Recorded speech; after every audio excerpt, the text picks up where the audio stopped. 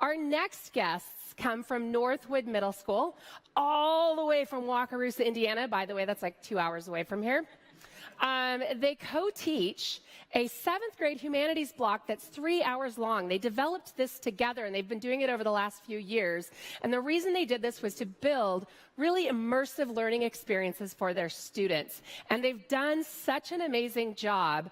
I had to make sure that not just Valerie and Steve come, but we have their students here as well.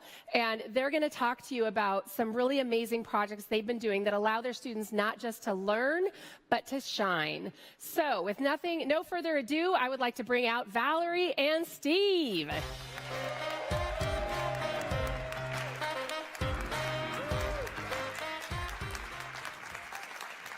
Thank you. Every classroom has a story. Stories that have unique plot twists, and they've got different characters and different conflicts that happen. And this is our story about student voice and choice. We teach a cross-curricular class called 7th grade humanities at Northwood Middle School in Wakarusa, Indiana. Steve is the social studies expert, and I focus on language arts, but together we combine our subject areas so that we can facilitate authentic, real-world learning experiences for our students. Good. So our class is inquiry-based, that we rely on students to complete interdependent group work, and through this group work, helps them develop a better understanding of the Eastern world, which is my content area. One of the ways that we engage in class content and break down the walls of our classroom is by using Skype in the classroom. No longer are we restricted by budgets or our rural location, because Skype allows our students to travel the world for free. Skype in the classroom is a great way for students to explore the Sustainable Development Goals. Introduced in 2015 by the United Nations, the goals aim to end poverty, protect the planet, and ensure prosperity for all. By integrating these goals into our curriculum and scheduling Skype calls with experts on conservation, pollution, and the water crisis, our students have been empowered to actively make change in their community and in the world. We pair our study of the Sustainable Development Goals with a Skype collaboration project. Students chose a goal that they were most passionate about and then were put into small groups. In the small groups, they were given the task of conveying the information about that goal to a primary aged audience. The students did research, and they created a lesson plan, as well as a storybook that they wrote in PowerPoint. We took our lessons and our stories to our local kindergarten classroom and tried them out in front of a real audience. After receiving feedback from our audience and making some changes, our students were ready to open up the Skype collaboration project on the Microsoft Educator Community. Through this collaboration, our students became teachers. We taught classrooms around the world of primary age students about the Sustainable Development Goals. Collaboration projects like this one open students' hearts and minds. They help them build compassion for one another. Another notable Skype collaboration or Skype project that we did was during the annual Skype-a-thon. We were reading A Long Walk to Water, and one of our goals is always to tie literature to everything that we're doing. And so we were reading this story about the water crisis by Linda Sue Park, and our students had a lot of questions about what people were doing about the water crisis. So we reached out to Ken Surratt, the CEO and founder of Water is Life.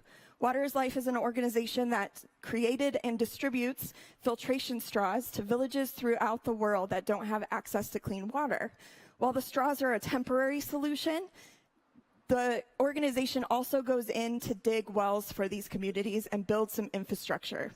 Some of my students were so impacted by this Skype call with Ken that they used the information that he shared with them in a future project.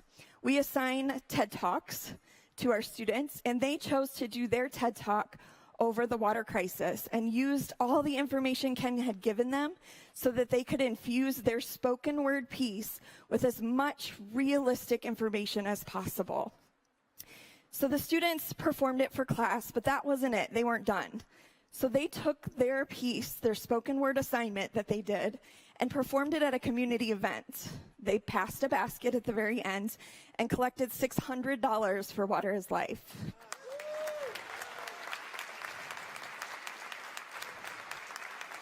So that wasn't it. They came back to their school and orchestrated a completely student-run campaign that raised an additional $250 for Water is Life.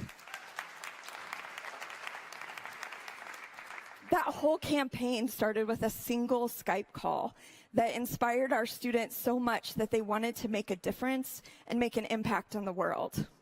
We love that Skype in the classroom has opened our students' eyes to world problems and has lit the fire for service in our school. Skype in the classroom is easy to use, and it's a great way to integrate technology into the classroom. You can access Skype in the classroom by going to skypeintheclassroom.com or by going to the Microsoft Educator Community. There you can find live transformative educational experiences for your students, including virtual field trips to amazing places throughout the world, talks from guest speakers, classroom-to-classroom collaborations, and my favorite, the live collaboration projects. These high-quality learning opportunities are easily available and for free, and they require only one device for whole class engagement. I'm lucky to bring one of my awesome students with me here today. Jenna Markham was in our humanities class.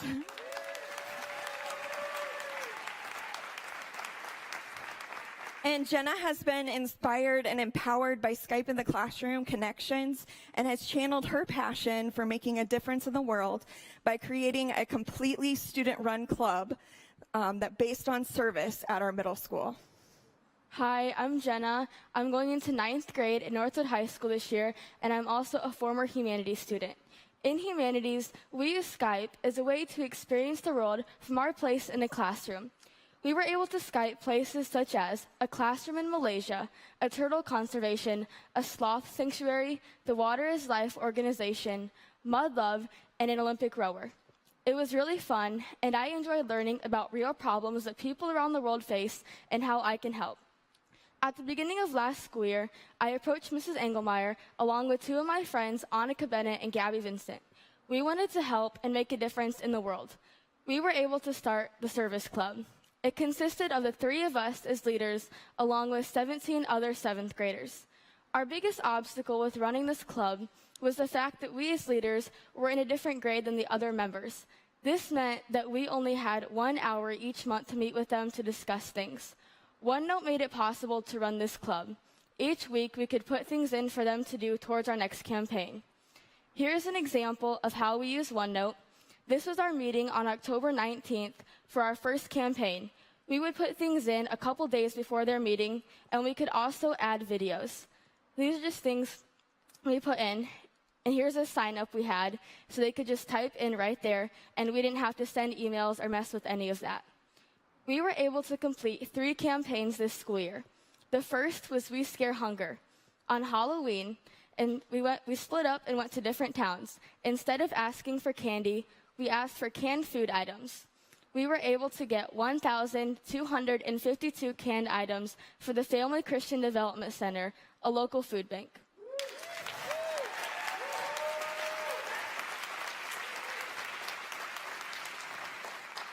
Our second campaign was We Are Rafikis. Working with the We organization, we sold Rafikis, which are bracelets made by women around the world in poverty, to our friends and family for $10. We then ordered them from We, and part of the money from each bracelet went to help get clean water in Kenya. We were able to raise $2,740.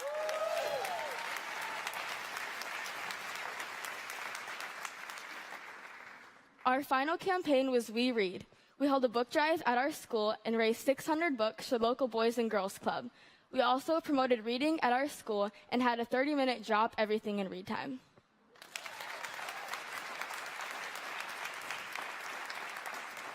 So as Jenna mentioned, the club was completely student-run. I merely facilitated with Steve. They ran everything. They built that OneNote, requested me to build the class OneNote for them so that they could work in the collaboration space all of the time. We had a locked space just for the leaders that they were able to use. So it was just a really neat way for them to integrate technology without us pushing it on them. They chose it. So Jenna mentioned the Wii Schools Program, and that's what we they decided to use as kind of the structure of their campaigns. Wii Schools is an awesome way for you to bring service learning into your classroom. With free programs and resources, educators and students get the tools that they need to make a difference in the world. The user-friendly action plans and the lesson plans that are incorporated go so nicely with the study of the Sustainable Development Goals. And when you can slide that Skype call in, it makes everything more relevant and real. Wii Schools truly makes doing good doable. To sign your class up for free, go to wii.org.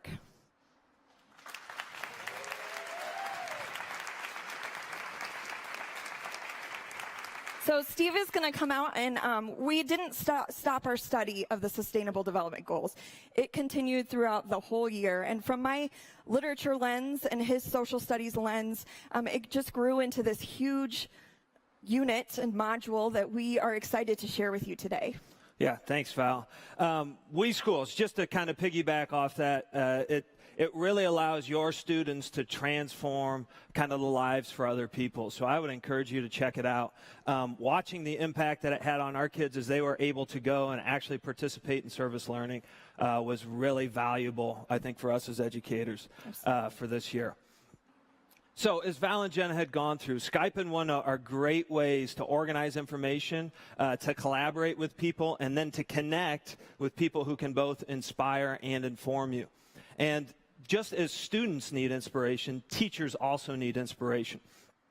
So one of the things that we were trying to do was incorporate more current event information into our classroom and have a connect better to these students, especially with a focus on sustainability. And that's how we came across these sustainable development goals. With the Eastern world, this aligns perfectly with my curriculum because we study all kinds of things from poverty and famine and all of these different things that are addressed in the goals. And by studying these things, it kind of helps redirect our lens and give students a better understanding of what being a global citizen looks like. Also, the idea that the goals, like the purpose of, kind of how they go about completing these goals is through collaboration and compassion. Those are two fundamental core competencies that we want to build in our students each year. So how do we do this? So what we did was we developed a sustainability unit. And this unit, again, was to flip that perspective, to make kids take perspectives of other people around the world. And we wanted them to interact with this in three different ways. So we wanted to use literature, technology, and then some form of engineering, if we could make that work. And before we got all this going, before we went into our inquiry-based work and we broke up into our modules, we wanted kids to have a firsthand account of what do these things look like, what do these goals look like around the world. And fortunately for us, we came across the book, The Boy Who Harnessed the Wind. So The Boy Who Harnessed the Wind, it's a novel about a remarkable young boy named William. He lives in Malawi, and his family is dealing with extreme famine and starvation, and he has this thirst for knowledge. So he has decided that what I'm going to do is I'm going to build a windmill, and that is going to help my family overcome these problems, and it's also going to satisfy this desire I have to continue my education, even though my family can't afford it. The book provides this perspective of what does it feel like to live in famine? What does it feel like to deal with starvation and to not have access to education? And how does that shape development? And throughout this development and throughout looking at these goals and the sustainability, what we also got to see is how difficult is it to build a windmill? I mean, he goes through this stuff. He's trying to build this thing out of spare bike parts. And so we see this opportunity. So how do we get kids to build a windmill? Now, Valerie has told you, I don't teach STEM. I'm not a science guy. I'm a social studies guy. She's a language arts teacher. This is a little overwhelming. We're going to have kids build windmills now in class. Fortunately for us, we've got Microsoft, we've got Hacking STEM, and this is really where things kind of took off for us. These Hacking STEM projects, what they do is they have things that are set up where they've got supply lists and directions and pictures, step-by-step directions, and then people within the Microsoft Educator community that can connect with you to help you solve these problems, as you will probably have as you go through trying to figure this stuff out if you're not working in these fields. So what we did is we divided students into groups of 3, and we had them build the basic windmill construction. So as you can see in these pictures, they're just using kind of household items, straws and things like that, and they're trying to build this windmill. And then after they built the windmill, our goal was we kind of challenged them. We said, okay, now you've built the basic, but how do we redesign the blades to make this windmill spin faster and to generate more energy? And this is part of this design loop that's part of this hacking STEM project that we used. So they went through, they redesigned blades, they tested, they completed research, so we're hitting all those standards that seem so difficult to hit in a project like this. And then at the end, we broke out the hair dryers and we cranked them on and we tested how fast is this going, how many, we just used washers, how many washers can you lift up? And we were able to kind of have some fun with it and have it be a culminating end to what this study was with this book. So after we get done studying sustainable energy, we go, how do we apply this in a much bigger setting? So how do we apply this to the world? So inquiry-based, we asked the students this question. The question was, how do we build a sustainable society that addresses the needs represented by these United Nations global sustainable goals? And for that, we decided we're going to use Minecraft Education Edition. We had a very unique opportunity for students to kind of impart their voice in this project. So we have students broken down into groups of 5, and each student within the group has a different role and a different job, and they all have things that they have to do throughout this module. And we would pose them with a new challenge each week. So, for example, week 1, we said you have to work collaboratively with all of the groups within this classroom. So you're going to build a capital for this city, this sustainable city, where everybody has to have different space and everybody has to work together and divide land and do all of these things. Following that, we have them build out into their own individual spaces, and then in these spaces, we can pose all these different challenges. So now you need to build an alternative energy grid. So how is your city going to be powered? And they had to build and power their grid, and all that can happen in Minecraft. Following that, it's a transportation system that's got to be powered by the energy grid. And then it's just infrastructure, just general infrastructure and the things that have to be there for a society to thrive and to develop. And now, I'm not a Minecraft expert, to be honest with you. I had never played the game before 2 years ago. The kids know when I'm in the world because I break things, because I mix the click up and I don't really know how that, I'm working at it, I'm getting better. But that is kind of where, that's where this was transformative, was the fact that I'm not in charge, the student is in charge, and now all of a sudden I'm facilitating, they're teaching me, they're teaching each other, and now we're doing collaborative problem solving. And that was kind of the great component of this. I brought a student along as well. This is Brock. Brock became one of our Minecraft student leaders. Yeah, Brock. So there's a number of times I went to Brock and said, hey, I'd like to do this for your guys' homework, but I don't know how to do it. Can you tell me if this actually works in Minecraft? And he went out, he figured these things out. Unfortunately, we could incorporate a lot of new things. So what he's going to do is he's going to actually show you, what does Minecraft look like? What is the sustainable society that we built? And he's going to walk you through a couple of these challenges to show you what's the student side of this. So go ahead, Brock. Hi, my name is Brock Bontrager. I just finished 7th grade, and this is our Minecraft world. So if we go to the middle here, this is where our capital is. This is where all the cities have a collaborative space where they can all build. And while we built our world, we had different challenges throughout the week. So for week 1, our challenge was to build an office building here in the capital. And for week 2, we had to figure out a way to power our city. So what we did, we chose to have solar panels, which are down here, and we had windmills that came together and powered our entire city. For week 3, we had transportation. So if you, on the road, we have rails, and if you put a minecart down, you can sit in the minecart and ride them around, and they act as cars. And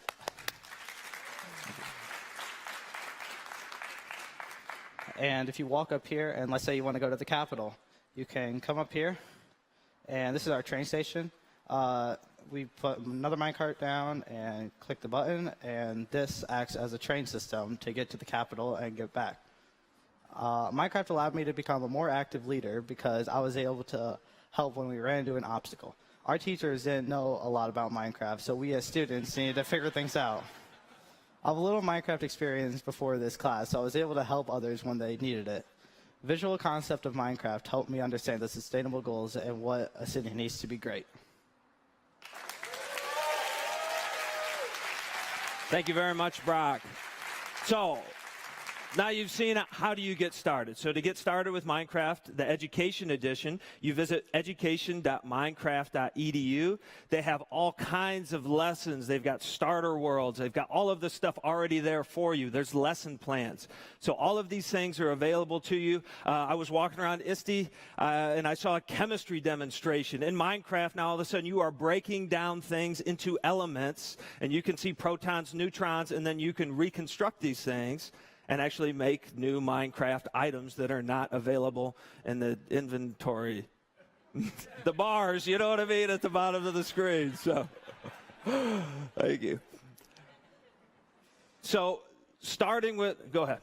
Sorry. So one of my favorite parts of this was that they were all building in the same world. So we had to come up with some common rules. And Mr. Bowser guided them through adopting a constitution for the world. So they had certain protocol that they had to follow. Maybe you can share a little bit about that. Democracy is hard, okay? Democracy seems great until you have to listen to other people's ideas. And what we had was, we had a group called the liaisons, and the liaisons were in charge of all meeting together and then making decisions. And they had all these great ideas, and then they came back and they said, okay, this is what we're doing. And people went, no, we are not doing that. I got to tell you, that building up, the sky deck that they put in, that went through a number of different votes, a series of votes before all of that stuff could be put forth. But that's kind of it. Like, the students were in charge of that. So when you're trying to take the step in fostering a student-driven lesson or a unit or something like that, find resources. Lean on these tools and these resources to help support you as you go. And for us, we have been so beneficial to use the Microsoft Educator Community. I mean, finding things like hacking STEM and troubleshooting all of these Minecraft issues that we developed ourselves as we tried to set all of this stuff up became invaluable. So we challenge you to empower your students through voice and choice activities. Give them a voice so that they can make a change in the world, and they can join our students in serving and making sure that we realize that they're not just their problems, they're our problems. Thank you so much. Thank you. Thank you guys so much. That was, come on out, you guys. Let's give them a round of applause. Yeah. So they had lots of questions, but one of my favorite questions came up was for Jenna. And she was, and both Brock, the audience online was wowed by both of you. And so really quickly, where do you see yourself like in your future? You're clearly both of you so poised and well put together. So what are you thinking of for your future? I want to do whatever I can to keep helping my community and the world. I don't know if it will be with a group or by myself, but I'll just take whatever opportunity I can get to help. Awesome. Thank you. Awesome. All right, let's give them one last round of applause. Thank you, guys.